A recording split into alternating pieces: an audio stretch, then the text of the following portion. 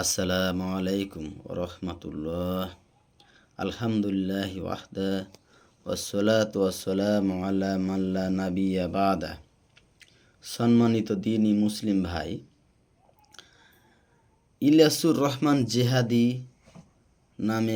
নামের এই বক্তা যেই পরিমাণ ড্যান্স অঙ্গভঙ্গিমা কাফের মুশরিকদের সাদৃশ্য গ্রহণ করে এবং এই ইলিয়াসুর রহমান জেহাদি সাহেব যেভাবে মঞ্চে মানুষকে হাসায় কাঁদায়, এই বক্তা খুদ মারে, লাফ মারে, আর এই বক্তা হাজার হাজার টাকা মানুষের কাছ থেকে লুটে নিয়ে যাচ্ছে। এই বক্তা নিজে এক কথা বলে, আর এক মঞ্চে যে আর এক কথা বলে। কোরআন হাদিস দিয়ে মানুষকে কখনো দিনের পথে, ইসলামের পথে এ বক্তা নিজে কখনোই নিয়ে আসছে না। আল্লাহ পাক এইসব বক্তা থেকে সাধারণ জাতিকে, জনগণকে হেফাজত করুক। এইসব বক্তা কখনোই মানুষের কল্যাণ বয়ে আনে না। দেখুন উনি কি করে।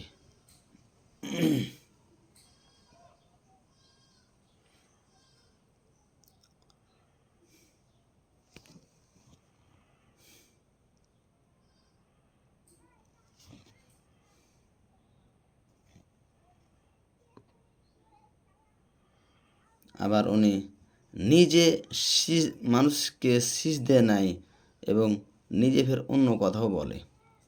নিজে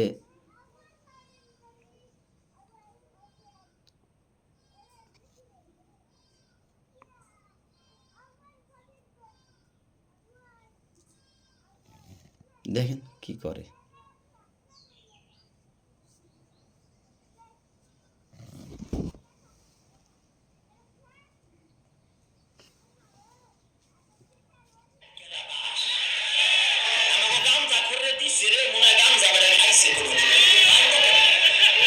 আবার মন দিলা দেহ দিলা না তোর জুতা দিয়ে বাইরে কপালে সারা বানাইয়া দিব দেশের কথা বল না কেন?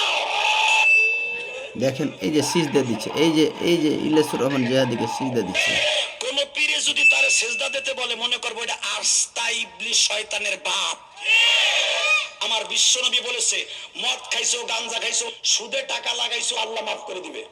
মুখে এক কথা বলে ও কাজে আর এক কথা। যদি শিরক দেখুন করে থাকো, পীরে সেজদা দাও অথবা মাজারে সেজদা দিয়ে থাকো, আমি আল্লাহ পুনরায় মুসলমান না হওয়ার পরে যত নামাজ পড়া সব ডাইল।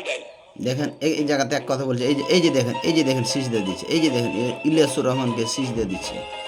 এই যে দেখেন এইভাবে করে মানুষের সিজদা নিচ্ছে এইসব বক্তা। আর এইভাবে করে মানুষকে সিজদা করাচ্ছে। আর উনি ওই মুখে আবার বলছে কি যে শিরকের গুনাহ আল্লাহ মাফ করে। হ্যাঁ, আল্লাহ শিরকের গুনাহ মাফ করবে না, কিন্তু উনি তো নিজে সিজদা নিচ্ছে মানুষের। উনি এই ব্যাপারে কি বলবেন আপনারা? ঠিক আছে, আল্লাহ পাক যেন এইসব বক্তা থেকে জাতিকে, জনগণকে হেফাজত করে, আমাদেরকে হেফাজত করে। ভিডিওটা ভালো লাগলে শেয়ার করবেন, লাইক করবেন, কমেন্টস করবেন। আসসালামু আলাইকুম রহমতুল্লাহ।